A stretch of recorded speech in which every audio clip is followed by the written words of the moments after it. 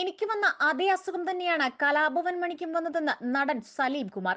സിമ്പിളായി മാറ്റാമായിരുന്നുവെന്നും എന്നാൽ ഡോക്ടറെ കണ്ട് ചികിത്സിക്കാൻ മണി തയ്യാറായില്ലെന്നുമാണ് സലീം കുമാർ പറയുന്നത്.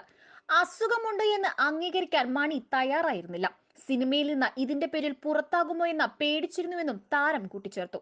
മണിയുടെ മരണം പ്രതീക്ഷിക്കാതെയായിരുന്നു. പെട്ടെന്ന് പോകുമെന്ന് ഞാൻ കരുതിയിരുന്നില്ല. മണിയുടെ കയ്യിലിരിപ്പ് കൂടിയായിരുന്നു കുറച്ച്. അവൻ ഡോക്ടറെ കണ്ട ചികിത്സിച്ചിരുന്നില്ല.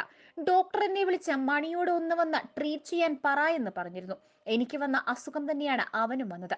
സിമ്പിളായി മാറ്റാമായിരുന്നു. പക്ഷേ പേടിച്ച പുള്ളി അതുകൊണ്ട് നടന്നു.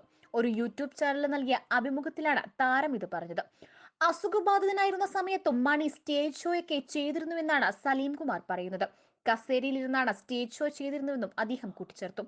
അസുഖമുണ്ടോ എന്ന് അംഗീകരിക്കാൻ മണി തയ്യാറായിരുന്നില്ല. ജനങ്ങൾ എന്ത് വിചാരിക്കും, സിനിമാക്കാരെന്ത് കരുതും എന്നൊക്കെയായിരുന്നു. സിനിമയിൽ നിന്നും പുറത്താകുമോ എന്നുള്ള തെറ്റായ ധാരണയും ഉണ്ടായിരുന്നു. അതല്ലാതെ യാഥാർത്ഥ്യത്തിന്റെ പാതയിലൂടെ പോയിരുന്നെങ്കിൽ മണി ഇന്ന് ജീവിച്ചിരിക്കുമായിരുന്നു, സലീം കുമാർ പറഞ്ഞു. കരൾ രോഗബാധിതനായിരുന്നു മണി.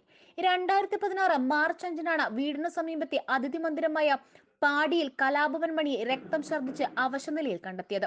ഉടൻ ആശുപത്രിയിൽ എത്തിക്കുകയായിരുന്നെങ്കിലും മരണത്തിന് കീഴടങ്ങി. തനിക്ക് ലിവർ സിറോസിസ് ആയിരുന്നെന്ന് സലീം കുമാർ തുറന്നു പറഞ്ഞിരുന്നു. കടുത്ത ആരോഗ്യ പ്രശ്നങ്ങൾ അനുഭവിച്ചിരുന്നതായും താരം പറഞ്ഞിരുന്നു.